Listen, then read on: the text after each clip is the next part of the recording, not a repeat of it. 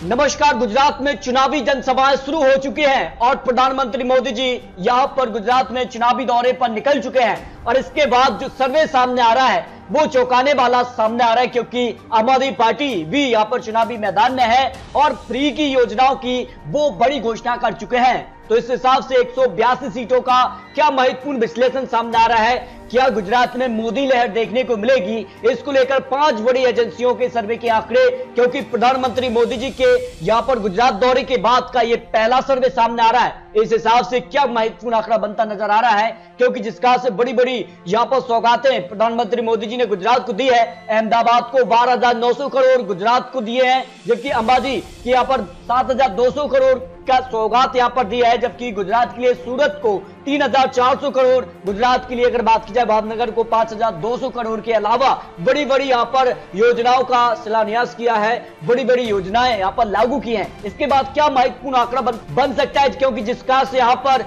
मोदी जनसभा जो संबोधित की थी उसमें जन सैलाब भी देखने को मिला है, जहां मोदी मोदी के नारे लगते नजर आए। तो क्या गुजरात में मोदी लहर देखने को मिल रही है? आम आदमी पार्टी ने सभी सीटों पर चुनाव लड़ने का ऐलान कर दिया है, साथ में कुछ ऐसे वादे किए हैं जिसके बाद माना जा रहा है कि बीजेपी वर्सेस केजरीवाल यहां पर गुजरात चुनाव होने वाला है। और यह माना जा रहा है कि जिसका से उन्होंने बड़े ऐलान किए हैं केजरीवाल ने, जिसमें यहां पर महिलाओं को यहां पर बस फ्री और हर महीने यहां पर खातों में डायरेक्टली पैसे भेजने का भी वादा करते नजर आए हैं। और यहां पर जो बेरोजगार हैं बेरोजगारी भत्ता देने की बात की जा रही है, मुफ्त बिजली की भी यहां पर बात केजरीवाल ने की है। तो ऐसे कुछ बड़े वादों के साथ केजरीवाल चुनावी मैदान में है। तो ये चुनाव क्या बीजेपी वर्सेस केजरीवाल और कांग्रेस का होगा या त्रिकोणीय मुकाबला यहां पर देखने को मिलेगा?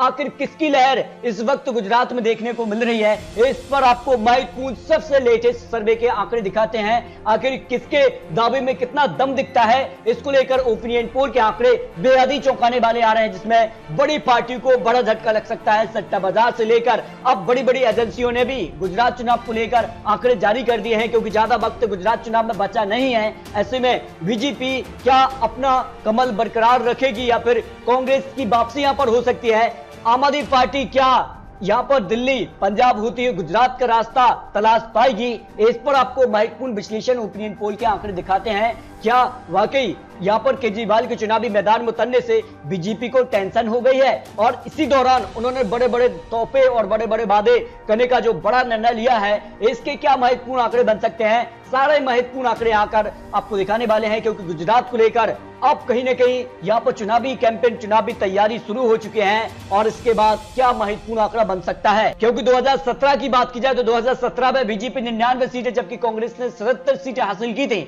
और यहां पर बीजेपी वर्सेस यहां पर कांग्रेस में मुकाबला देखने को मिला था। लेकिन इस बार आम आदमी पार्टी चुनावी मैदान में है और पंजाब जीतने के बाद आम आदमी पार्टी के जो हौसले हैं वो बुलंद हैं और दावा करें कि इस बार गुजरात की जनता कहीं ना कहीं आम आदमी पार्टी का साथ देगी। लेकिन ओपिनियन पोल के आंकड़े क्या कहते हैं वो आंकड़े आपको दिखाते हैं। तो गुजरात के लिए सबसे लेटेस्ट और सबसे ताजा सर्वे जो सामने आ रहा है, इसी महीने का ताजा सर्वे है सी वोटर का सर्वे के हिसाब से बीजेपी 135 से 143 सीटें हैं, यानी 2017 के मुकाबले बीजेपी को जबरदस्त फायदा हो रहा है। 40 से 50 सीटें बीजेपी प्लस कर सकती है, जबकि 47% वोट शेयर उनके पक्ष में जा रहा है। कांग्रेस की बात की जाए तो 32% वोट शेयर उनको मिल रहा है, इस हिसाब से 36 से 44 सीटें मिल सकती हैं। आम आदमी पार्टी को 17% वोट शेयर, लेकिन सीटें 0 से 2 सीट ही मिलती नजर आ रही हैं। हालांकि अगर बात की जाए तो आम आदमी पार्टी का वोट शेयर में इजाफा हो रहा है, लेकिन सीटें कितनी मिलेंगी ये काफी महत्वपूर्ण हो जाता है। अन्य की बात की जाए तो अन्य को 4% वोट शेयर, यहाँ पर 0 से 3 सीटें जा सकती हैं,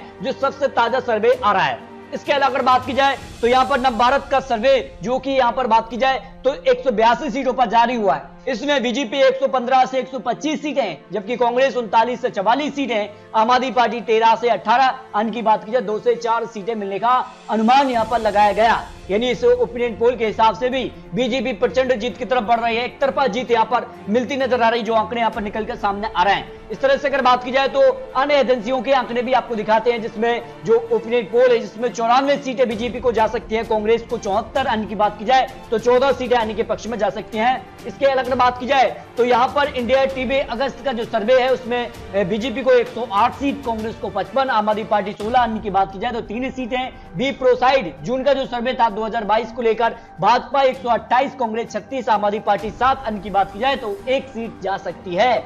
इस तरह से अगर बात की जाए तो काफी चौंकाने वाले ओपिनियन पोल सामने आ रहे हैं। लेकिन गुजरात चुनाव को लेकर जो हमने आपसे सवाल पूछा था कि गुजरात में आज विधानसभा चुनाव होता है तो कौन बनेगा मुख्यमंत्री, इस पर देखिए बीजेपी को 60% लोगों ने माना है कि बीजेपी यहां पर गुजरात में फिर से वापसी कर सकती है, जबकि कांग्रेस यहां पर 24%, अन्य की बात की जाए जिसमें आम आदमी पार्टी आ जाती है 16% आती है। तो यानी इसे ओपिनियन पोल आपके जो यहां पर जवाब मिले हैं उसके हिसाब से जो है आंकड़ा बीजेपी के पक्ष में ही दिखाई दे रहा है। सट्टा बाजार के आंकड़े भी आपको दिखाते हैं 182 सीटों के लिए, तो भारतीय जनता पार्टी ताजा भाव के हिसाब से 100 का आंकड़ा पार करती नजर आ रही है, जबकि कांग्रेस 59 सीट, आम आदमी पार्टी 20 सीट, अन्य की बात की जाए तो 3 सीटें अन्य के पक्ष में जा सकती हैं। तो इस तरह से अगर बात की जाए तो गुजरात चुनाव को लेकर जो सबसे लेटेस्ट सर्वे ओपिनियन पोल सामने आ रहा है, इस हिसाब से यहां पर बीजेपी का यहां पर प्रचंड जीत की तरफ बढ़ते नजर आ रही है। मोदी लहर गुजरात में देखने को मिल रही है। फिलहाल ये चुनावी आंकड़े, चुनावी अनुमान है, आने वाले वक्त में किस कार से चुनावी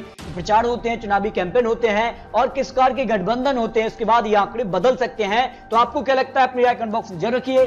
क्या गुजरात में खिलेगा कमल या दिखेगा परिवर्तन, इस पर अपने राय कमेंट बॉक्स में जरूर रख सकते हैं। तो मिलते हैं सटीक महत्वपूर्ण विश्लेषण के साथ, तब तक के लिए जय हिंद, जय भारत।